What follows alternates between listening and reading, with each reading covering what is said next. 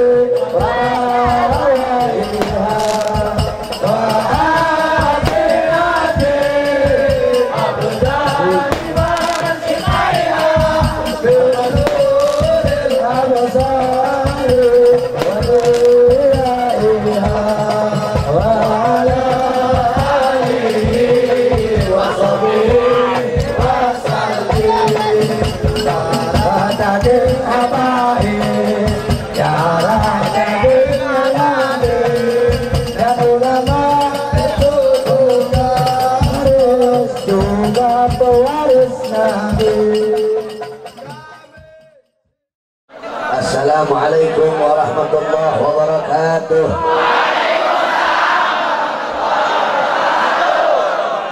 Alhamdulillahil ahad, wassalatu wassalam ala man fis sama ismuhu Ahmad wa fil ardi ismuhu Muhammad wa ala alihi wa sahbihi amma ba'd. Alhamdulillah, segala puji dan syukur kehadirat Allah yang dimana pada malam hari yang mulia ini, di tempat yang penuh dengan barakah ini, Allah subhanahu wa ta'ala mengumpulkan kita di majelis ilmu, majelis yang penuh dengan keberkahan, majelis yang penuh dengan keutamaan, majelis yang dimana Al-Imam Fakhrul Wujud Asy-Syaikh Abu Bakar bin Salim radhiyallahu anhu, beliau berkata, barang siapa yang banyak berbicara, barang siapa yang banyak ngomong, barang siapa yang berisik ketika duduk di majelis ilmu, maka dikhawatirkan akhir hayatnya dia akan menjadi bisu. Maksudnya bisu apa? Di akhir hayatnya dia tidak akan bisa mengucapkan dua kalimat syahadat. Jadi kalau duduk di majelis ilmu nggak boleh banyak ngomong, nggak boleh banyak bicara. Kalau banyak bicara, dikhawatirkan akhir hayat kita tidak bisa mengucapkan dua kalimat syahadat. Saudara-saudara sekalian yang dimuliakan oleh Allah, kita duduk pada malam hari yang mulia ini untuk mengenang satu peristiwa yang mulia, satu kejadian yang luar biasa, yaitu perjumpaan seorang hamba dengan Tuhannya, perjumpaan seorang kekasih dengan kekasihnya, yaitu perjumpaan Nabi Muhammad dengan Azizul Wahhab bila hijab, perjumpaan Nabi dengan Allah tanpa ada setitik pun penghalang, yang kita kenal dengan kejadian Isra wal Mi'raj. Para ulama, para asraf, para saleh, banyak sekali dari ulama yang mengarang kitab yang menjelaskan tentang Isra Mi'raj. Ada kitab As-Siraj Al-Wahhad fi Haqa'iqil Mi'raj, karangan Al-Imam Abu Ishaq Muhammad ibn Ibrahim An-Nu'mani Asy-Syafi'i. Ada kitab Al-Mi'raj karangan Al-Imam Kusyairi.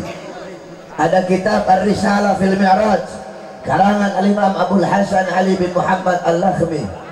Ada kitab Ayatul Kubra fi syarah Qissatul Isra karangan Al-Imam As-Suyuti. Ada kitab Al-Ayah Az-Zahimah Al-Bahirah fil Mi'raj Sayyid Ahlul Dunya wal Akhirah karangan Al-Imam Al-Hafidh Syamsuddin Muhammad ibn Yusuf Asy-Syabi Ad-Dimashqi. Satu lagi kitab beliau Al-Ayah Al-Bayyinat fil Mi'raj Sayyid Ahlul Ardi was Samawat. Kemudian ada kitab An-Nur Al-Wahhaj fi Qissah Isra wal Mi'raj karangan Al-Imam Ali Zainal Abidin bin Muhammad Al-Hadi Al-Barzanzi. Kemudian disyarahkan oleh cucunya, diberi nama kitab Tajul Ibtihaj ala Nurul Wahhaj karangan Al-Imam Ja'far bin Ismail Al-Barzanzi. Kemudian ada kitab Qissatul Mi'raj karangan Sayyid Utsman Syata. Kemudian ada lagi kitab Tau'us Siraj fi Fadl Raja wa Qissah Al-Mi'raj karangan Al-Imam Sayyid Muhammad Amin Al-Kurdi. Kemudian ada lagi kitab Minhajus Syami Mukhtasar Mi'rajus Syami karangan Asy-Syaikh Yusuf bin Ismail An-Nabhani. Kemudian ada lagi kitab Qissatul Mi'raj karangan Al-Imam Najmuddin Al-Ghaiti, dan hasyiahnya yaitu Hasyiah Ad-Dardir karangan Al-Imam Ahmad Abil Barkat Ad-Dardir. Di daerah Banten khususnya Banten dan Jawa Barat, kalau udah masuk bulan Rajab, dari awal bulan sampai akhir bulan, setiap pondok-pondok pesantren salaf pasti mengkhatamkan kitab ngaji pasaran, mengkhatamkan kitab Qissatul Mi'raj Al-Imam Najmuddin Al-Ghaiti. Di sini banyak para santri pastri dulu waktu mondok daerah Banten, daerah Jawa Barat, kalau udah masuk bulan Rajab, awal bulan sampai akhir itu ngaji pasaran, mengkhatamkan kitab Qissatul Mi'raj Al-Imam Najmuddin Al-Ghaiti. Kemudian ada lagi kitab Nailul Muna wal Ghaya As-Sa'ul bi Qissah Mi'raj Nabiul Mukhtar Ar-Rasul karangan Al-Imam Muhammad bin Ja'far Al-Kattani. Kemudian kitab Al-Mi'raj An-Nabawiyah karangan Syekh Hasan Asy-Syadi. Kemudian kitab Hulal Ad-Dibaj Al-Matrusah karangan Al-Imam Ahmad bin Muhammad Ar-Rahwani At-Tatwani. Kemudian kitab Al-Isra wal Mi'raj Mu'jizatul Kubra li Sayyidil Anbiya karangan Al-Imam Asy-Syanafi Al-Jauhari. Kemudian kitab Yawaqit Taj Al-Wahhaj fi Qissah Isra wal Mi'raj karangan Al-Imam Muhammad Al-Bagir Al-Kattani. Kemudian kitab Afdalul Manhaj fi Isbat Isra wal Mi'raj karangan Syekh Abdullah Mustafa Al-Maraghi.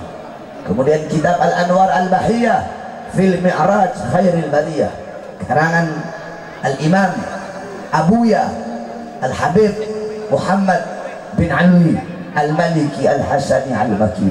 Dan masih banyak lagi kitab-kitab para ulama salaf yang menjelaskan tentang Isra Mi'raj. Pada kesempatan yang mulia ini sedikit saya jelaskan kejadian Isra Mi'raj yang bersumber dari kitab-kitab yang saya sebutkan tadi. Sebab kalau kita menjelaskan Isra Mi'raj menurut pemahaman kita sendiri, pemikiran kita sendiri, berarti kita merasa lebih alim, merasa lebih pintar dari ulama-ulama terdahulu. Sedangkan dijelaskan man arada taqadduma fa'alaihi bi kutubil mutaqaddimin, faman arada ta'akhura fa'alaihi bi kutubil mutaakhirin. Barang siapa yang ingin maju, yang ingin terdepan dalam segala urusan, hendaklah dia berpegang teguh kepada kitab-kitab salaf terdahulu. Saudara-saudara, dalam Al-Quran Allah Subhanahu wa ta'ala berfirman, sering kita mendengar ini ayat di panggung-panggung Isra Mi'raj. Subhanalladzi asra bi 'abdihi lailan minal masjidil haram ilal masjidil aqsa. Allah memulai ayat tersebut dengan kalimat tasbih, yaitu subhana. Perhatikan, kalimat tasbih punya 3 makna. Yang pertama bermakna ta'ajjub, makna kekaguman. Setiap Allah menceritakan kejadian yang luar biasa, pasti Allah awali dengan kalimat subhana. Kenapa? Ini kejadian-kejadian tidak masuk akal. Bagaimana mungkin perjalanan yang harusnya dilalui selama berbulan-bulan perjalanan itu hanya dilalui sebagian malam oleh Nabi. Makanya ini adalah kalimat takjub, kekaguman. Nah yang kedua, bimakna tanzih, yakni tanzihullah min kulli su', al-bara'ah lillah min kulli naqsin, yaitu mensucikan Allah dari segala keburukan, membebaskan Allah dari segala kekurangan. Karena Isra Mi'raj kejadian yang tidak masuk akal, untuk menghilangkan keraguan-raguan dalam hati kita, makanya Allah memakai kalimat tasbih, yaitu subhan. Karena tidak ada yang mustahil bagi Allah. Kalau Allah tidak mampu, kalau Allah tidak sanggup memperjalankan Nabi, yang dimana perjalanan itu harus dilalui selama berbulan-bulan, kemudian Allah perjalankan hanya sebagian malam, berarti Allah punya kekurangan, sedangkan maha suci Allah dari segala kekurangan dan keburukan. Itu makna tasbih. Kemudian subhanalladzi asra bi 'abdihi, maha suci zat yang telah memperjalankan abdihi, hambanya. Al-Imam Fakhruddin Ar-Razi di dalam kitab tafsirnya beliau berkata, qauluhu bi 'abdihi bil jasadi war ruh. Al-'abd, hamba dalam ayat tersebut adalah hamba yang utuh, yaitu dengan jasad dan juga ruh. Sebab ada sebagian ulama berpendapat Rasulullah Isra Mi'raj fil manam, dalam tidur, yakni cuma ruhnya saja. Itu hadis pendapat Sayyidatuna Aisyah radhiyallahu anha. Tetapi pendapat yang paling muktamad, pendapat yang paling kuat, Nabi Muhammad Isra Mi'raj dengan jasad dan juga ruh. Sebab kenapa? Di situ pakai lafaz abd. Kalau Rasulullah Isra Mi'raj cuma ruhnya saja, subhanalladzi asra bi ruhihi.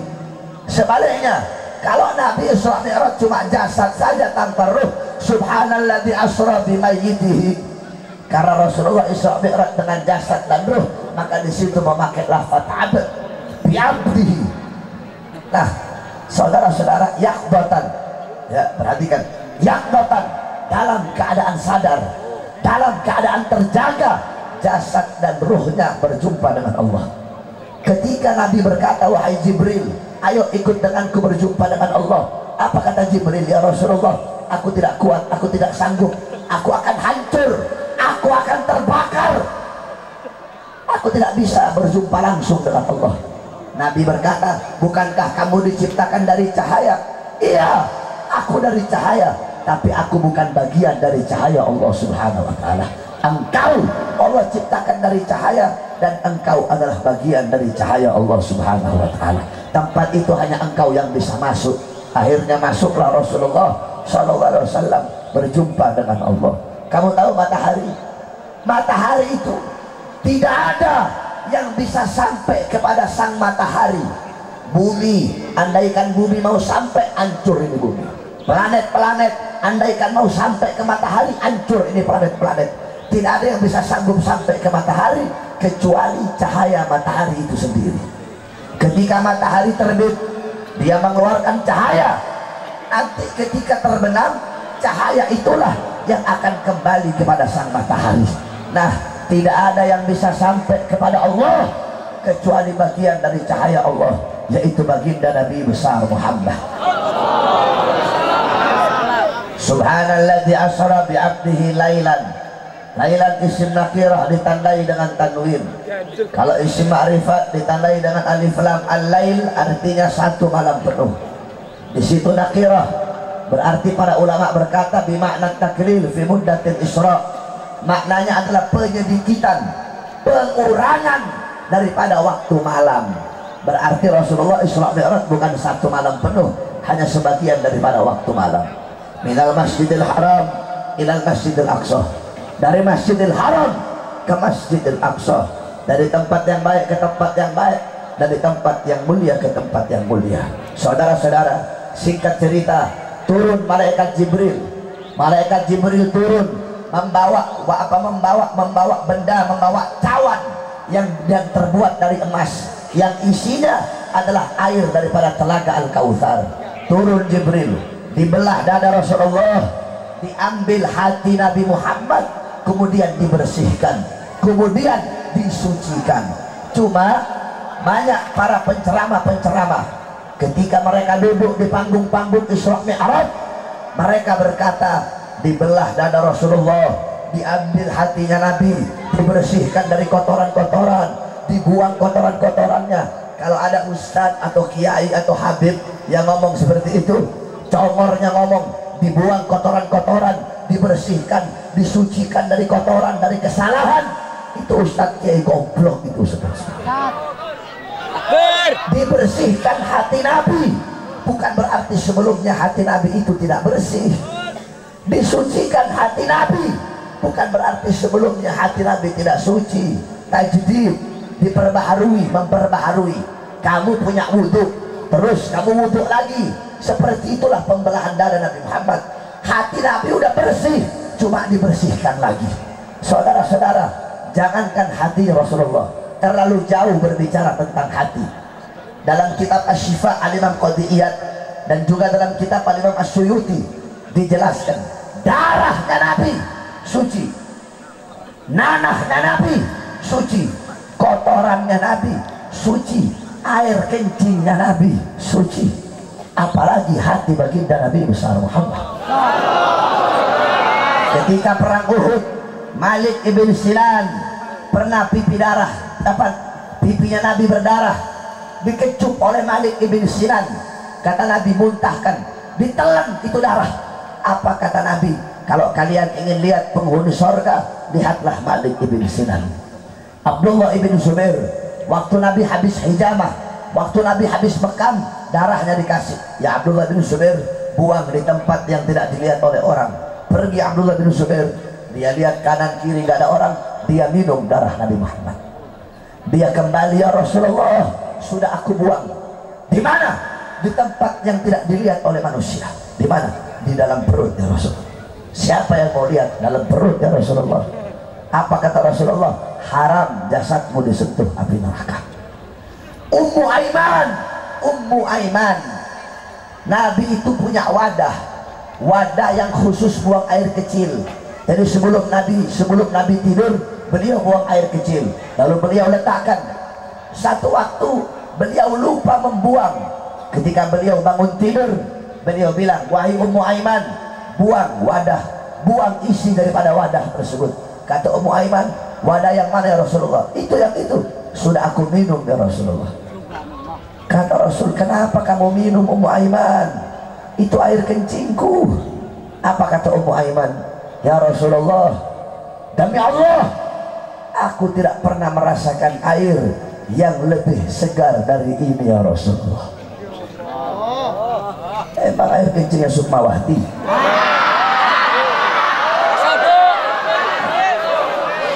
Emang air kencingnya Megawati? Kalau air kencing saya, air kencing mereka, air kencing kalian bau curut. Air kencing Rasulullah apalagi hati Nabi Muhammad. Jadi kalau ngomong tentang pembelahan dada Nabi itu dijaga congor. Jangan suka ngomong dikeluarkan kotoran-kotoran, kesalahan-kesalahan, dosa-dosa, tidak ada. Nah saudara-saudara, intisari Isra Mi'raj, Allah undang Nabi Muhammad untuk apa? Untuk menerima satu perintah yang mulia, satu perintah yang agung. Ketika Allah memerintahkan perintah-perintah yang lain cukup melalui Quran. Allah perintahkan puasa cukup melalui Quran. Allah perintahkan zakat cukup melalui Quran. Allah perintahkan jihad cukup melalui Quran. Tapi ketika Allah perintahkan salat tidak cukup melalui Quran. Allah undang Nabi Muhammad untuk langsung menerima perintah mulia tersebut. Karena begitu pentingnya salat, karena begitu utamanya salat. Oleh karenanya saudara-saudara, jaga kau punya salat, sempurnakan kau punya salat. As-salatu ra'sul ibadah. Salat adalah kepalanya ibadah. Baik buruknya amal ibadah kamu tergantung dari salat. Kalau kau punya salat bagus, kau punya salat baik, kau punya salat sempurna, bagus, baik dan sempurna seluruh amal ibadah kamu. Tapi kalau kau punya salat rusak, kau punya salat buruk, kau punya salat cacat, maka buruk, rusak dan cacat seluruh amal ibadah kamu. Kenapa? Amal ibadah muttabi', amal ibadah pengikut. Pengikutnya apa? Pengikutnya siapa? Pengikutnya salat. Oleh karenanya jaga kau punya salat, sempurnakan kau punya salat. Jangan sampai kau terlambat salat, apalagi meninggalkan salat. Al-Imam Al-Habib Umar Ibn Abdurrahman Al-Abbas, satu waktu anak beliau wafat. Ketika anak beliau wafat, datang orang-orang takziah. Ketika orang-orang takziah, apa kata beliau? Sungguh bagi kalian musibah agama adalah musibah yang enteng. Tahukah kalian, bagiku terlambat sholat jamaah lebih musibah daripada kematian anakku saat ini. Kenapa? Kematian anakku adalah musibah dunia, sedangkan terlambat sholat adalah musibah agama. Kalau terlambat sholat saja musibah agama, bagaimana kau meninggalkan sholat 5 waktu dengan sengaja? Kita umat Islam zaman sekarang membelakangi sholat, membelakangi syariat, membelakangi akhirat. Yang kalian depankan dunia, harta, pangkat, jabatan, tahta, kekuasaan. Apa kata Nabi? Idza 'azzamat ummati dunya nuzi'at minha haibatul Islam. Kalau umatku lebih mengagungkan dunia, lebih mengedepankan dunia, mengedepankan harta, pangkat, jabatan, tahta, kekuasaan, salat dibelakangi, akhirat dibelakangi, syariat dibelakangi, Nabi Muhammad dibelakangi. Apa kata Nabi? Allah cabut kehebatan Islam, Allah cabut kewibawaan Islam, sehingga walaupun kita umat Islam banyak, tetapi kita bagaikan buih di lautan. Oleh karena itu, salat yang mempersatukan umat Islam. Kenapa? Ketika sholat kamu bersujud, ketika sujud tidak ada tua, tidak ada muda, tidak ada kaya, tidak ada miskin, tidak ada alim, tidak ada bodoh, semua sama rata bersatu di hadapan Allah Subhanahu wa ta'ala. Oleh karenanya bersatulah engkau wahai umat Islam dengan sholat. Yang tua, yang muda, yang kaya, yang miskin, yang bodoh, yang pintar, ulama, umat, ulama, santri, guru-guru, pejabat, rakyat, umat Islam harus bersatu. Wa'tasimu bihablillahi jami'ah wa la tafarraqu. Bersatulah engkau di jalan Allah, pada tali Allah, di bawah bendera Allah. Jangan engkau bercerai-berai. Inna yadallah ma'al jamaah. Sesungguhnya pertolongan Allah berada dalam persatuan. Oleh karena itu, wahai para pemuda-pemudi Islam, rapatkan engkau punya barisan. Bersatulah engkau di bawah bendera Allah. Demi Allah, andaikan umat Islam bersatu merapatkan barisan, maka tidak ada satupun kekuatan yang bisa mengalahkan Islam.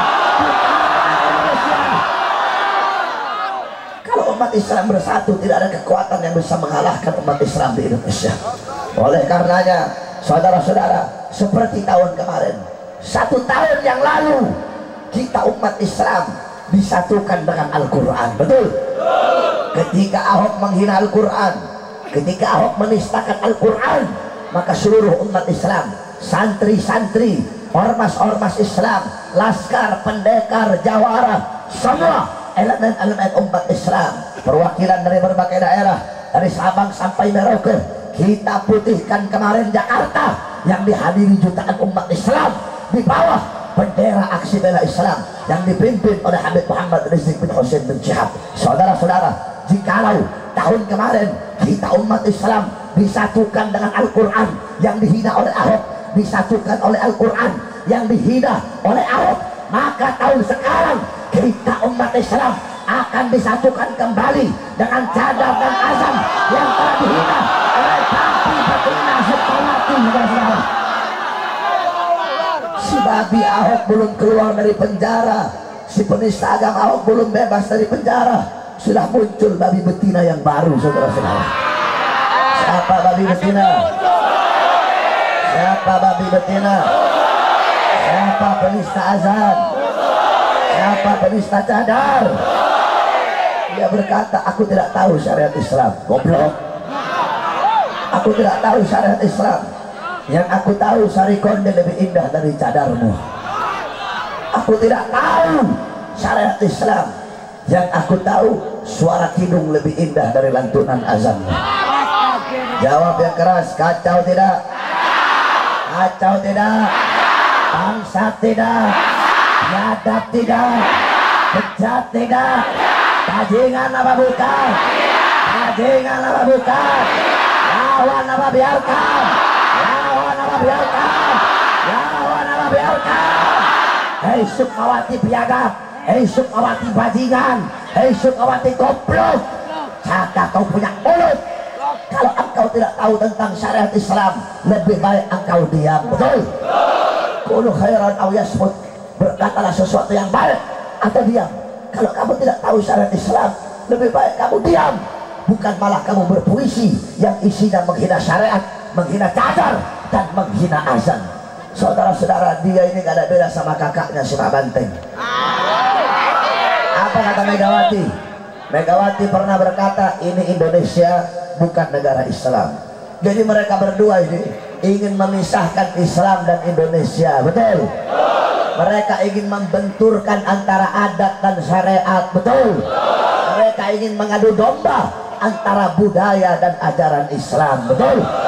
Padahal Islam ada di Indonesia tanpa merubah budaya-budaya yang tidak bertentangan dengannya bagi pemeluknya. Syariat ada di Indonesia tanpa merubah adat yang tidak bertentangan dengannya bagi pemeluk-pemeluknya. Oleh karenanya kami sampaikan kepada kamu berdua, kakak beradik Megawati dan Sukmawati, kami para santri berkata bahwa saya, Islam dan Indonesia tidak akan pernah bisa dipisahkan, betul? Indonesia tanah santri, betul? Indonesia tanah ulama, betul? Tidak akan pernah bisa dipisahkan selama-lamanya. Kenapa? Demi Allah, kalau bukan karena Islam tidak akan pernah berdiri negara kesatuan Republik Indonesia. Aku tidak tahu syariat Islam. Apakah kau tidak tahu dengan ibu yang melahirkan Islam? Apakah kau tidak tahu ibu yang melahirkan Indonesiamu? Ibu yang melahirkan Indonesia adalah Islam.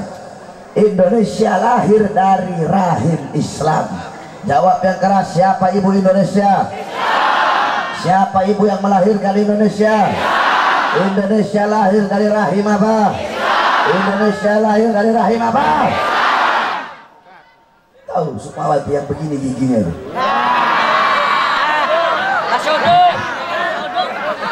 Itu gigi apa biji nangka itu? Saya kawinin baru tahu rasa. Saudara-saudara, dia berkata bahwasanya sarikonda lebih indah dari cadar. Sukmawati, cadar bukan sekedar kain pembungkus wajah, betul? Bukan sekedar kain pembungkus kulit, betul? Bukan sekedar kain pembungkus rambut. Cadar adalah lambang kehormatan wanita Islam yang menjaga dirinya dari pandangan laki-laki yang bukan muhrimnya. Cadar adalah lambang ketaatan wanita Islam yang dimana taat dan takutnya mereka kepada Allah Subhanahu wa Ta'ala. Memang hukum cadar itu ikhtilaf, berbeda pendapat para ulama. Ada yang bilang wajib, ada yang bilang sunnah, tetapi kesepakatan para ulama dalam kitab dijelaskan. Fadhahaba jumhurul ulama al-Hanafiyah wal Malikiyah wal Syafi'iyah wal Hanabilah ila anna al-wajha laysa bi'auratin wa idza lam yakun auratan fa innahu yajuzu laha an tasturahu wa tantakibah wa laha an takshifahu wa la tantakibah. Kesepakatan para ulama dari mazhab Hanafi, Maliki, Syafi'i, Hambali bahwasanya wajah tidak termasuk aurat.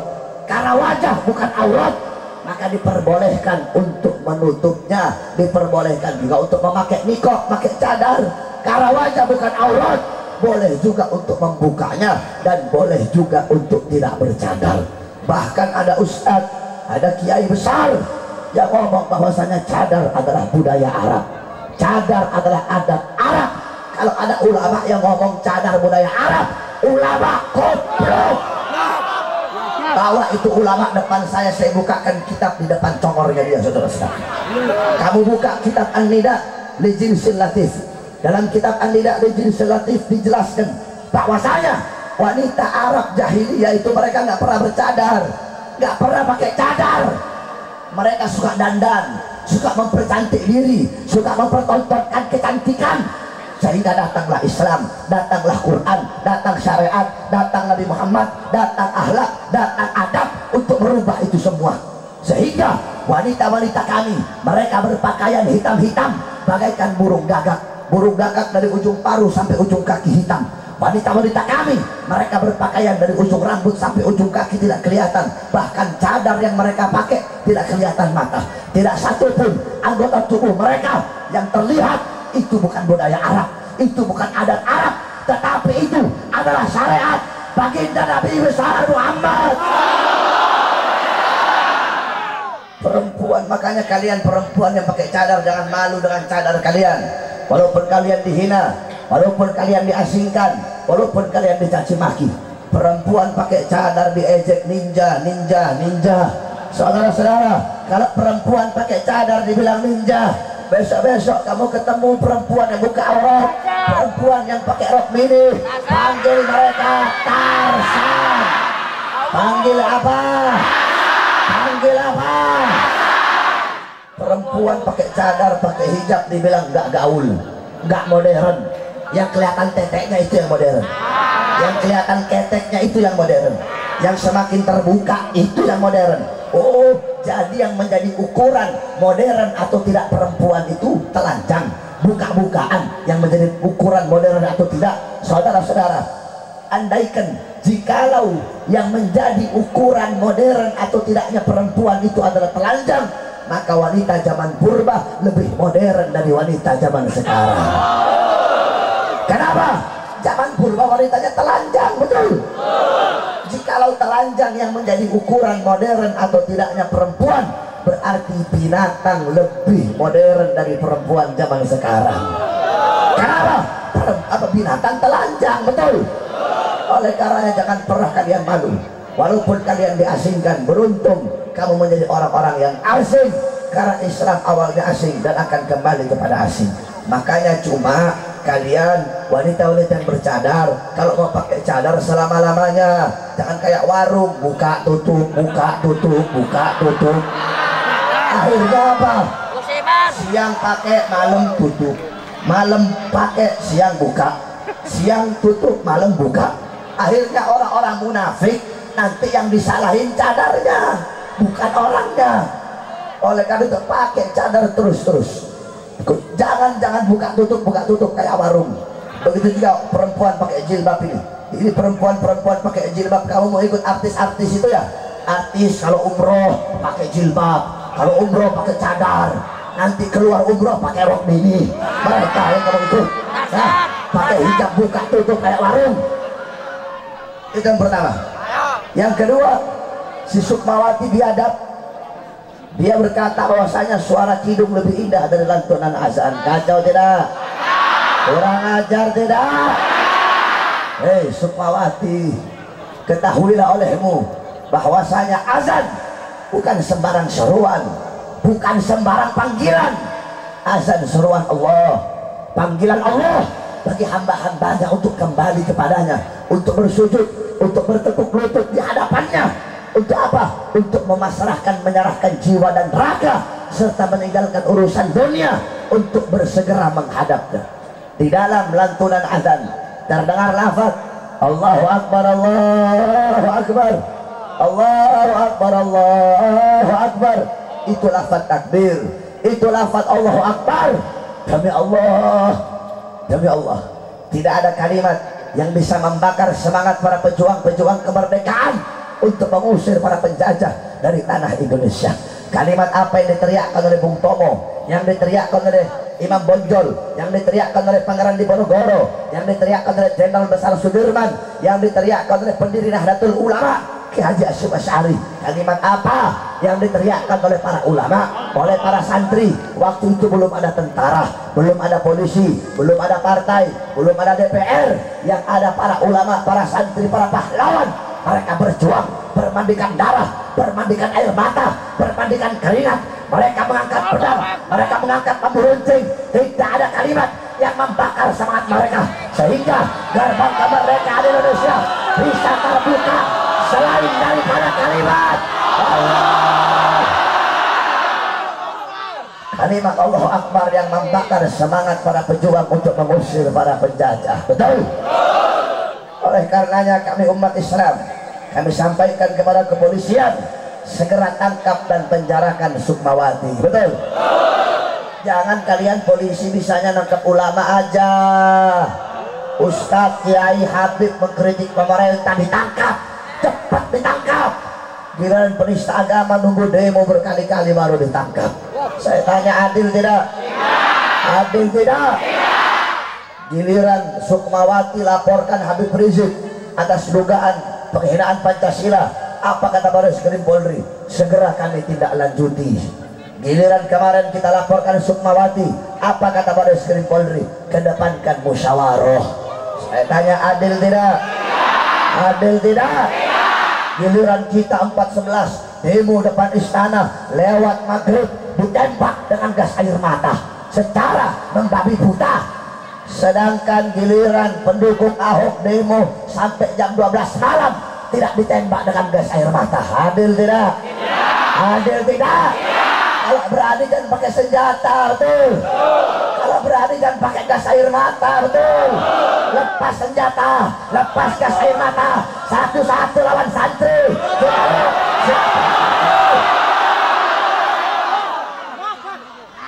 Oleh karenanya harus ditangkap Sukmawati, harus dipenjarakan Sukmawati. Loh, Beb, dia udah minta maaf, Beb, udah minta maaf, udah minta maaf. Maafkan tidak? Maafkan tidak? Hak memaafkan bukan ada kepada kalian. Dalam kitab Asy-Syifa karangan Imam Qadiyah tentang istihza biddin, tentang penghinaan terhadap agama, kalau ada orang yang menghina Islam, menghina syariat, menghina Allah, maka kita sebagai umat tidak punya hak untuk memaafkan. Ustadznya, kiainya, habibnya, MUI-nya, siapapun tidak punya hak untuk memaafkan kecuali Allah Subhanahu wa Ta'ala. Kecuali kalau dia punya salah pribadi, sebelum dia minta maaf kita harus maafkan sebagai sesama muslim, betul?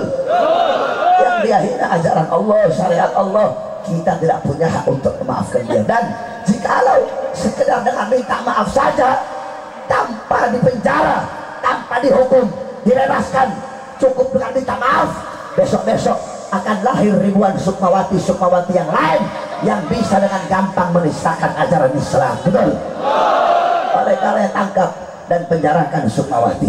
Kalau sampai tidak kalian tangkap, kalau sampai kalian tidak bertindak, kalau sampai kalian biarkan, kalau sampai kalian bebaskan, kalau sampai kalian lindungi, demi Allah jutaan umat Islam akan kami putihkan Jakarta dan akan kami hukum penista agama dengan cara kami sendiri. Saya tanya, caranya orang kesunyatan menghukum penista agama, penjara atau mati? Penjara atau mati? Penjara atau mati? Siap matikan penista agama, siap matikan penista agama, siap hancurkan penista agama, siap binasakan penista agama. Andaikan ada yang melindungi bawa senjata, berani tidak? Bawa senjata, bawa gas air mata, bawa water cannon, bawa barakuda. Siap mati kami, siap dipenjara, siap berdarah, siap kehilangan nyawa. Allahu Akbar.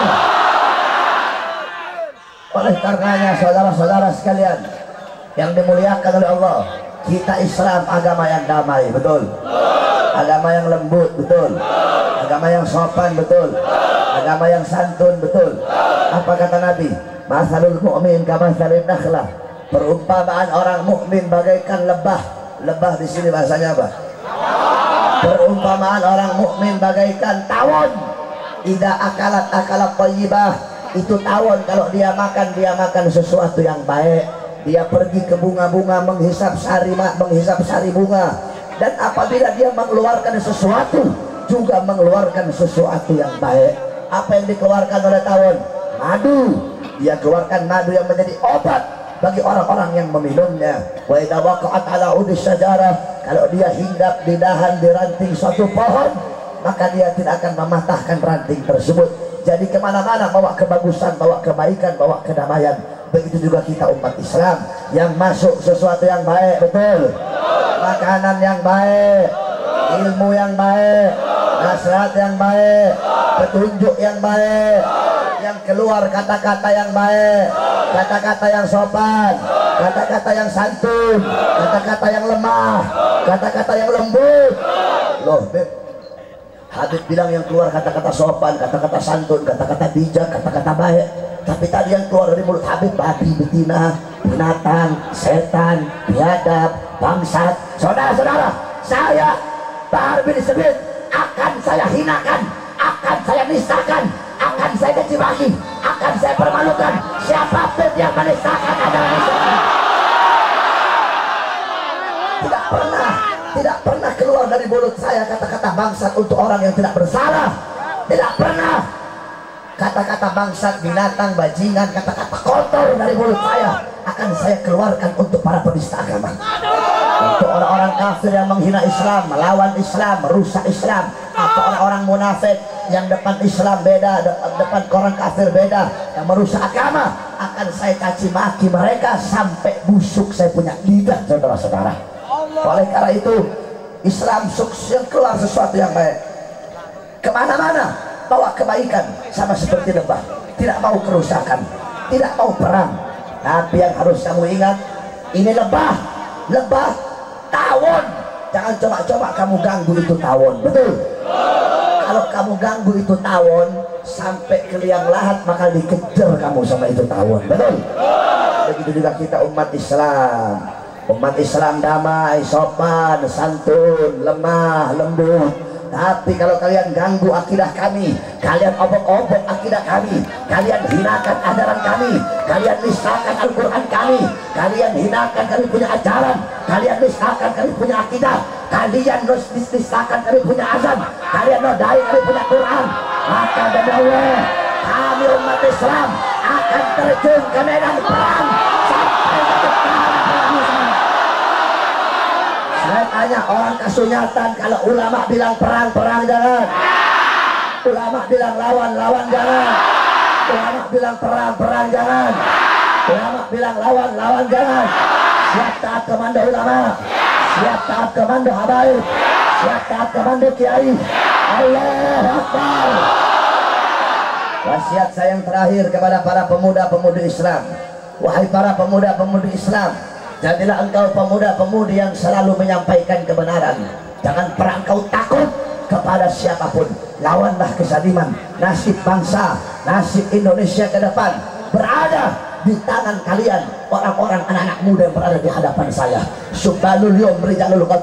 Pemuda masa kini adalah pemimpin masa akan datang. Kalau anak-anak mudanya baik, bagus, taat, patuh, tunduk kepada Allah, besok negara kita jadi negara yang baik, Indonesia jadi negara yang baik, agama dipegang oleh orang-orang yang baik. Tapi kalau anak-anak mudanya rusak, anak-anak mudanya bejat, anak-anak muda narkoba, bodoh, gak mau ngaji, gak mau mondok, anak-anak muda suka nongkrong, melacur, narkoba, zina, besok bangsa kita akan rusak, Indonesia kita akan rusak, negara agama akan dipegang oleh orang-orang yang rusak. Oleh karena itu, hai para pemuda-pemudi Islam, selalu sampaikan kebenaran. Jangan pernah kamu takut. Ini kebenaran milik Allah, dan Allah pasti akan memenangkan sesuatu yang menjadi miliknya. Jangan kamu takut, jangan pernah kamu takut. Andaikan kamu jatuh satu kali, kamu jatuh satu kali, kamu sakit satu kali, kamu tersandung satu kali, jatuh untuk membela Islam, kamu harus bangkit 1000 kali untuk memperjuangkan Islam. Walaupun musuh kita punya segala-galanya, musuh punya segala-galanya, punya harta, punya pangkat, punya jabatan, punya tahta, punya kekuasaan, punya partai, jangan kamu takut. Kenapa? Walaupun kita susah, walaupun kita tidak punya apa-apa, walaupun kita lemah, walaupun kita berdaya, tetapi kalau kita berpihak kepada Allah, Allah akan berikan kebenaran kepada kita. Berjuanglah untuk bangsa, berjuanglah untuk Indonesia. Kenapa? Saudara-saudara, Indonesia telah merdeka dari Jepang, betul? Indonesia telah merdeka dari Inggris, betul? Tetapi negara kita belum merdeka dari koruptor, belum merdeka dari pengkhianat bangsa, belum merdeka dari pejabat yang zalim, belum merdeka dari pejabat pendusta, belum merdeka dari maksiat, dari mungkarat, dari bolalat, dari sayyiat, dari mukhalafat. Negara kita belum merdeka dari tangan-tangan asing yang ingin merampas harta rakyat Indonesia. Indonesia adalah negara yang besar, kita punya segala-galanya, kita punya minyak, punya batu bara, punya uranium, punya segala-galanya, tetapi itu semua dipegang oleh orang asing. Kita warga Indonesia tidak merasakan apa-apa. Pejabat banyak dusta kepada kita, betul? Pejabat banyak bohong kepada kita, betul? Mereka hidup enak-enakan, mereka tinggal di atas kasur-kasur yang tinggi, mereka tidur nyenyak, mereka makan kenyang, sedangkan rakyat kelaparan, rakyat susah, rakyat menderita. Wahai para pejabat,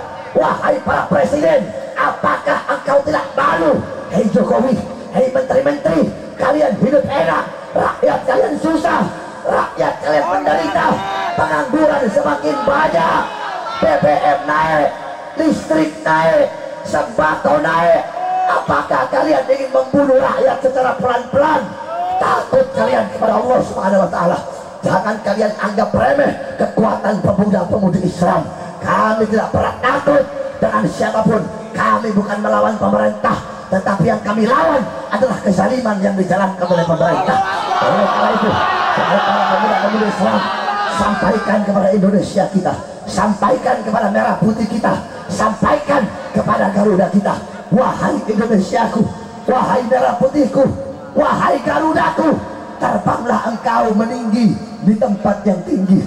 Wahai Garudaku, kepakkanlah sayapmu, tunjukkan keperkasaanmu, bebaskanlah dirimu dari cengkraman sang naga. Wahai Indonesia, bebaskanlah dirimu dari tangan-tangan Cina, dari tangan-tangan Amerika, dari tangan-tangan Rusia, dari tangan-tangan asing. Wahai Indonesiaku, wahai merah putihku, kami anak-anak bangsa akan setia kepadamu. Kami pemuda-pemudi Islam rela hancur dan binasa untukmu.